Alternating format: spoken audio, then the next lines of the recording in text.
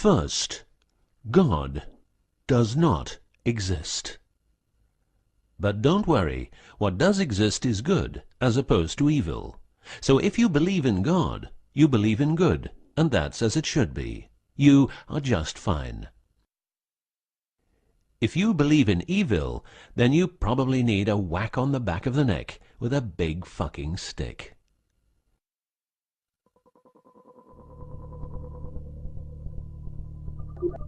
Around 5000 BC, we, Homo sapiens, were genetically modified by space aliens. These aliens first landed where the river Euphrates enters the Persian Gulf. The reason is that in that area, a high concentration of what is called monatomic gold is found in the seawater, while nowadays the highest concentration is found on the islands of Hawaii. The aliens were members of the Anunnaki Empire, and were on a quest to find this metal that is supposed to enhance and repair all bodily functions and stop the body from aging. Monatomic gold is what is called a superconductive metal. Superconductivity means that if you transport, for example, electricity through a line made of this material, you would not lose any energy as a result of heat dissipation. So if you input 100% of energy, you also output 100% of energy. Now apply this principle to your brain, which is a huge, sensitive electrical machine. The monatomic gold makes your neural pathways act like quantum drive superhighways. This means that all your senses will receive input optimally. In turn, these inputs will be processed optimally, and those parts of your brain you don't use will become more active, so enhancing your memory, making you better understand problems, allowing you to sense evil, detecting lies, becoming telepathic, and even being able to time travel in your mind by seeing the past or the future.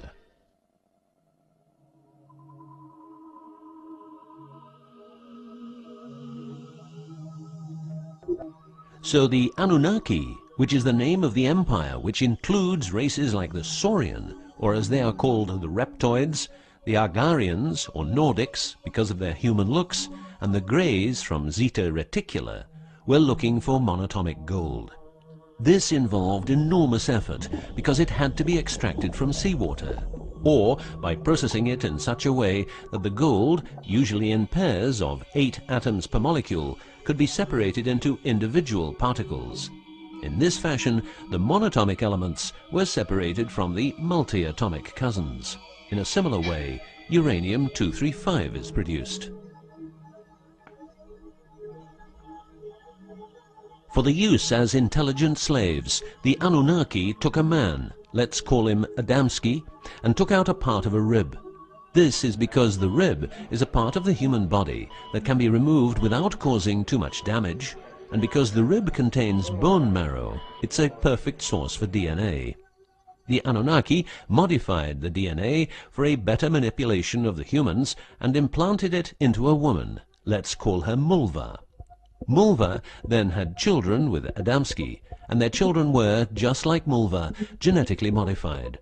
These humans worked for the Anunnaki, but not a lot of humans knew about the Anunnaki, and then, for some reason, the Anunnaki disappeared.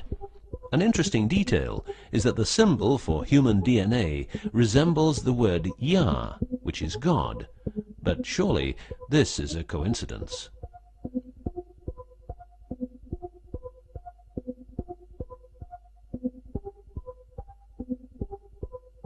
Now, some humans received part of the knowledge of the Anunnaki. The last known humans were the Jewish people who carried the Ark on their journey from Egypt to the Promised Land. Before them, the Ark was in the lands of the Sumerians, Babylonians, and Tibetans. This Ark, not the Ark of Noah, was known to have powers beyond human imagination. It could levitate and deliver the fire of stars, a dangerous firework-like display of power that occurred when the monatomic elements became unstable. To make them stable again, you needed to know certain secrets, and with those secrets you could preserve the Ark and thus its powers. The humans who were close to the secrets of the Ark had long and prosperous lives. The best known was Methuselah, who lived to the age of 950. Wherever the Ark is, the culture thrives, and over the centuries it moved from Jerusalem to Rome to London, and is now supposed to be in the United States of America. The Ark always moves west, and will always keep moving west. From the very beginning, the people who own the Ark have never given it away, and great care is given to preserve the bloodline's purity of the holders of the Ark. Renowned conspiracy theorist David Icke studied the bloodline of George W. Bush. This he traced back all the way to the Sumerians, a people who lived in the southeastern part of what is now known as Iraq, where the river Euphrates meets the Persian Gulf.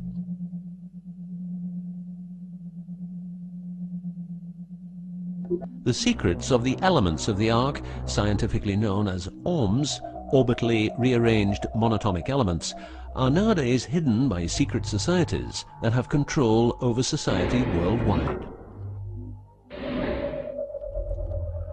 The word ORM is the same as the Hebrew word which means the tree of life. ORMs consist of 8 metals. These 8 metals are ruthenium, rhodium, palladium, and silver, known as the light platinum group, and osmium, iridium, platinum, and gold, known as the heavy platinum group. Gestation of these metals in monatomic form prolongs life and enhances and repairs bodily functions. By following what is called a wide-spectrum diet, we can provide our bodies with monatomic superconductive elements. In other words, by eating a lot of grapes, carrots, all blue and dark red fruit and vegetables, and also much other fruit, vegetables, and fish.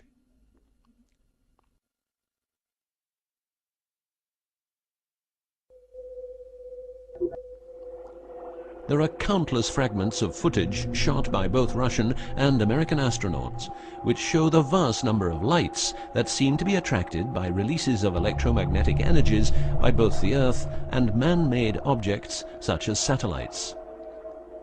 In Building 8 of the Johnson Space Center in Texas, the USA, high-resolution pictures taken by satellites are photoshopped each day to remove proof of aliens.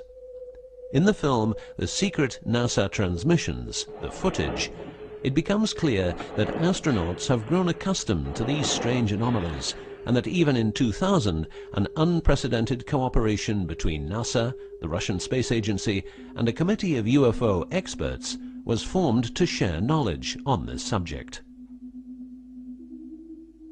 To better understand this whole story, a few revelations are in place.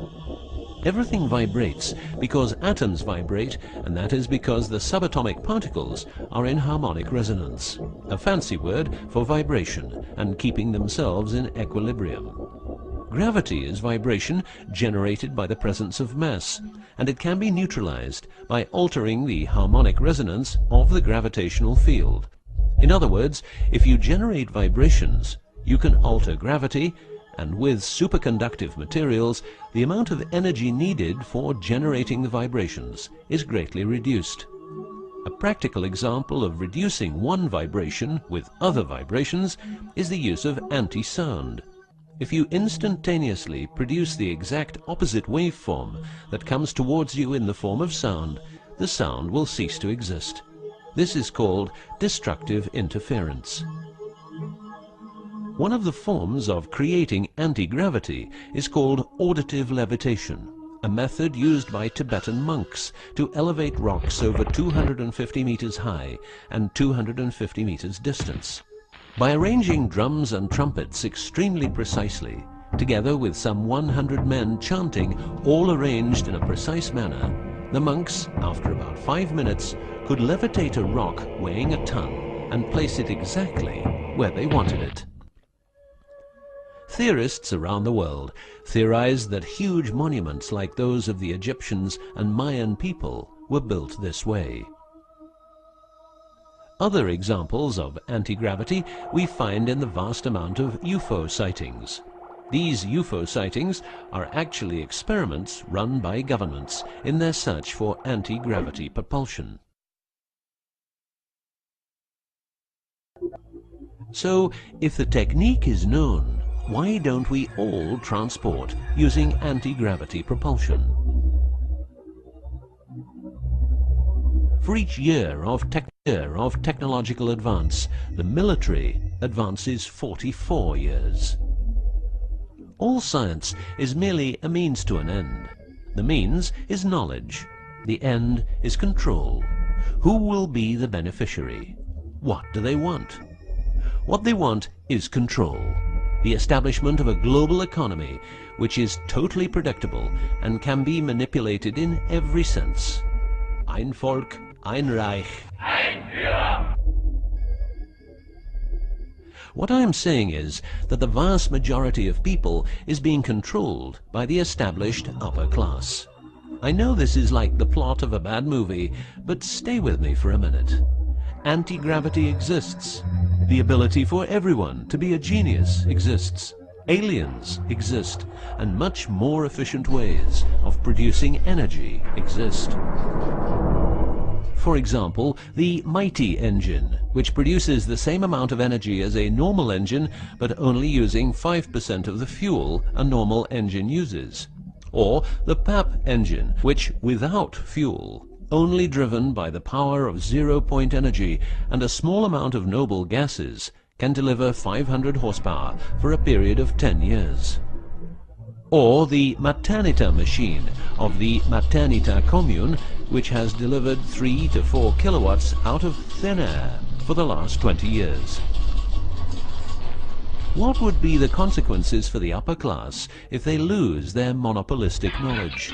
What would happen to them if people would know about the secrets they're holding for us?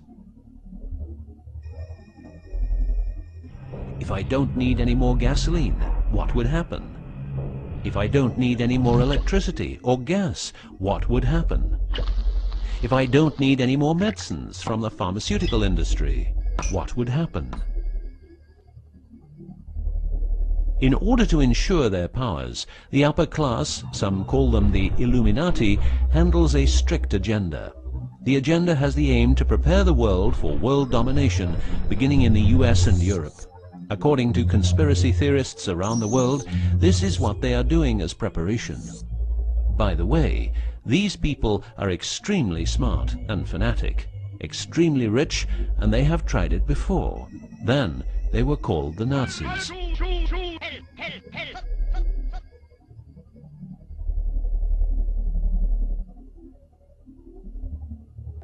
Although what you are going to see and hear sounds very peculiar, remember that a lot of people, for instance, ex-personnel of the US and UK armed forces, have been brutally murdered for making their information public. Let's begin with 9/11, but first a little history.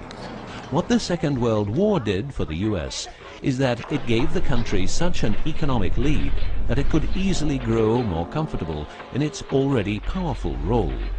The industry of war gave everybody jobs, and therefore everybody could start consuming. Marshall aid gave Europe the economic impulse it needed. In other words, war leads to flourishing economies and leaps forward in technology. The process of transformation, even if it brings revolutionary change, is likely to be a long one, aside from some catastrophic catalyzing event like a new Pearl Harbor. These are the words of a neocon think tank whose members count people like Dick Cheney, Wolfowitz, and Donald Rumsfeld.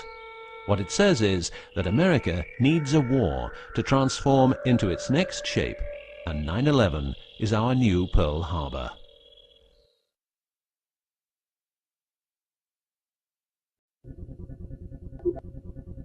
In the manipulation of people, one of the strongest weapons is to make people believe someone else did it. What I'm trying to say is that the US government is trying to make the people believe Osama did it. But did Osama do it?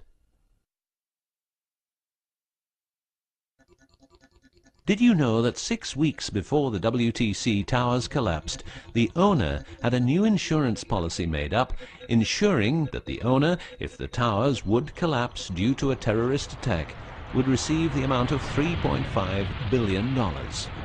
The owner, because 2 towers went down, tried to claim 2 times $3.5 billion, but only received 2.2. What happened to building number 7?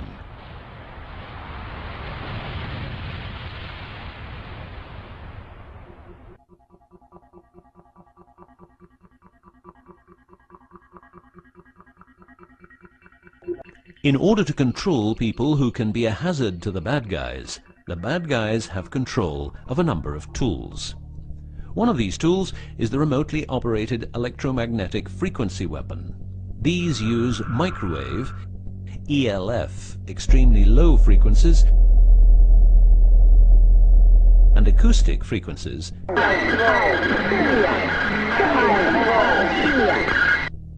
to covertly attack and harass innocent citizens. The use of frequency weapons on humans for behavioral control and murder is not new. For well over 50 years, neuro-electromagnetic frequency weapons have been perfected for their covert use in warfare. These classified, non-lethal or silent weapons, as they are known in the trade, have also been perfected by experimenting on an innocent and unsuspecting public since their early development. Directing a beam of frequencies to a human can cause a series of effects. A well-known effect is ELFs causing nausea, headaches, wild racing heart without cause, sudden violent itching in different parts of the body. A frequency weapon can look like this, or like this. Its shape depends on how frequencies have to be directed to the target. Did you know that the US Patent and Trademark Office holds a vast amount of patents for machines which can be used in direct or subliminal mind control systems? Here are a few. Method and system for altering consciousness. Superimposing method and apparatus useful for subliminal messages, subliminal message generator. Enough about the frequency weapons. Check this link to learn more.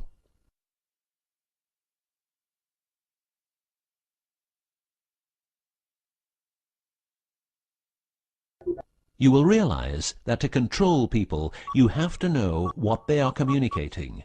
So in the 1950s, the UK and USA decided to set up the world's biggest espionage network to make sure all communications between Russians and spies or allies were monitored. This system has continuously been updated since the day it became operational. The system's name is Echelon and consists of a vast network of listening posts, extremely advanced computers, an enormous number of people, dishes, and taps. Echelon's computers capture every communication via Internet, GSM, UMTS, landlines, TV and radio broadcasts, satellite communications, private, military, and diplomatic, and listens to every word. The computers work with a list of keywords, and when a message contains one or more keywords, the message is directed to a specialist who examines the message. If it is suspicious, further action may be taken.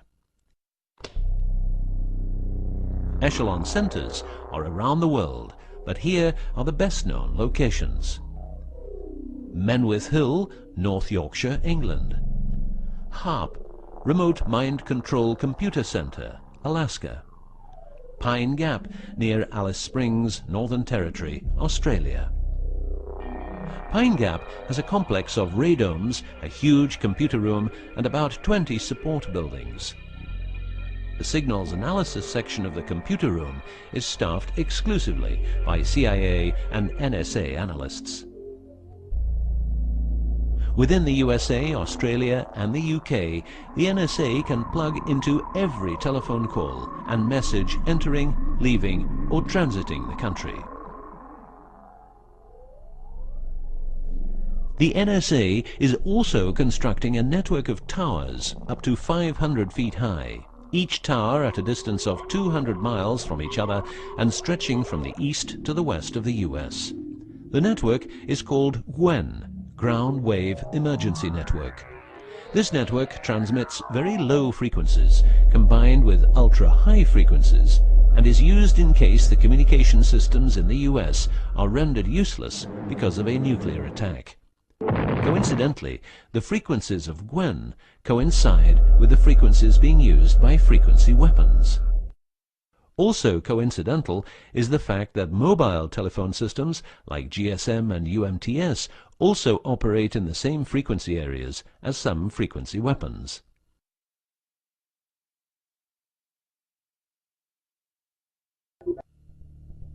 To further prepare for global domination, the secret US government, led by the corrupt holders of the Ark, also known as the Illuminati, or the New Global Union, or the New World Order, or just plain Nazis using the Eye of Lucifer as their symbol, has started building since the 1940s large bases with every commodity you can think of.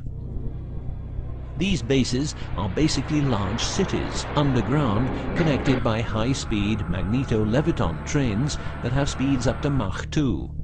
According to Phil Schneider, the black budget is a secret budget that garners 25% of the gross national product of the United States. The black budget currently consumes trillions of dollars per year. Presently, there are over 129 deep underground military bases, or DUMBs, in the United States. These underground bases were built using nuclear-powered laser drills that can drill 7 miles per day. Also, dedicated nuclear explosions were held to create large underground spaces. A lot of contractors work in these places, but never more than 3 to 4 weeks. Always under strict supervision, and before entering a site they are warned that if they talk about what they see, it will cost them their lives.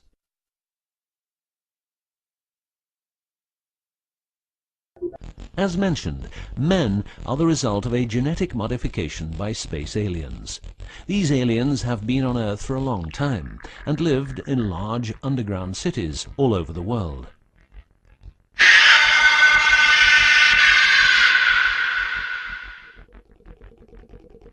Collaboration with modern governments began as early as 1933 with the Bavarian Illuminati and Thule secret societies, and this collaboration was brought into America via the CIA, which was established with the help of American Nazi agents as well as European Nazis who were brought into America through Project Paperclip and other operations.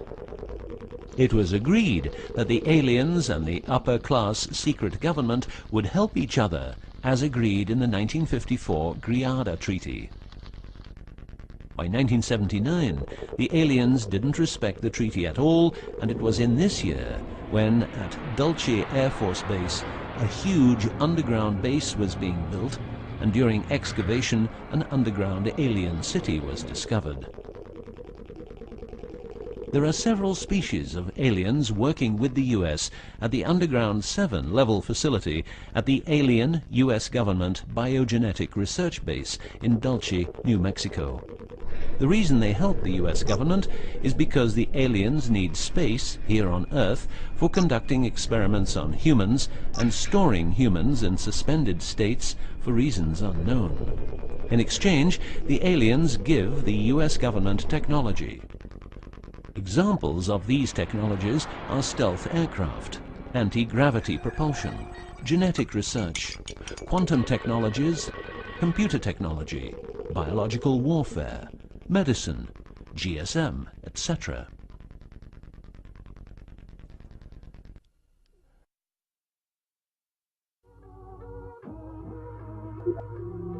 The greatest weapon the devil has is the disbelief people have in him. The devil represents evil, and those who want to dominate are the evil ones because they keep their knowledge from saving lives and improving the world. Instead, the evil ones will make the people more docile and stupid, using more tricks in order to achieve their goal, which is world and universal domination. The story of the aliens seems so unreal that, like the devil, it is subject to ignorance and ridicule, and that is its greatest weapon.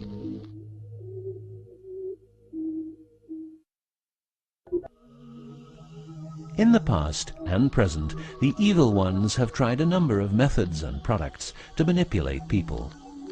AIDS, invented by a laboratory in Chicago, Illinois in 1972. It was a biological weapon to be used against the people of the United States. Second, the US government has a Tesla device to generate earthquakes. NASA only landed on the moon once. Almost 90% of drugs trafficking is organized by the biggest secret services in the world, like CIA, NSA, MI5, MI6, and so on. Since the US is in Afghanistan, poppy production has reached an all-time high, and never has there been so much heroin on the market. People who don't need drugs needn't worry.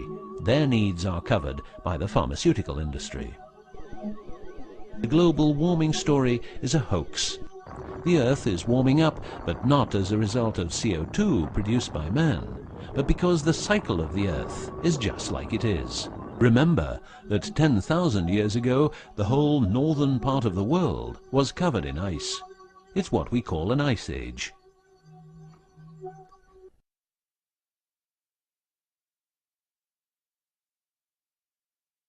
The Ark, in its recent form, started its journey in the deserts of Egypt and was carried to the Holy Land by the Jewish people. In Jerusalem, the Ark started its journey around the world heading west. Everywhere the Ark has been, one or more obelisks are erected as a symbol of establishment.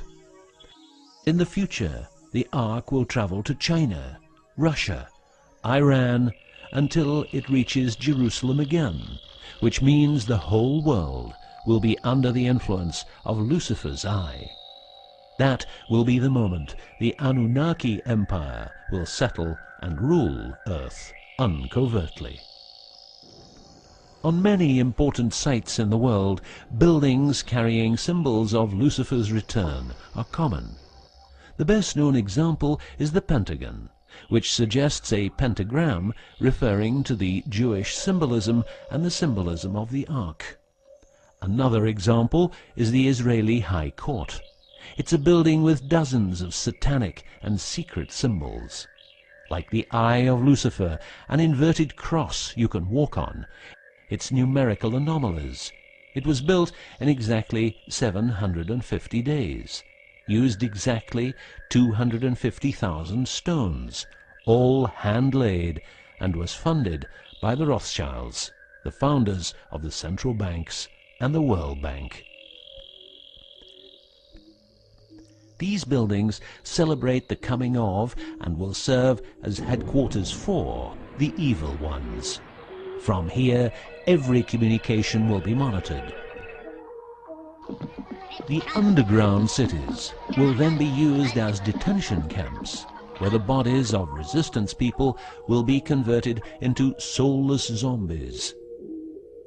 The army of the NWO and its intelligence agencies will be able to track and trace everybody on Earth and influence their opinions or simply dispose of them. Socially, everybody will be watched by their neighbors and friends and mobbed if they have different opinions. The rich, richer and smarter, the poor, poorer and dumber, will support the pyramid with Lucifer's eye on top, as it has always been. This will be the future, and the future is now.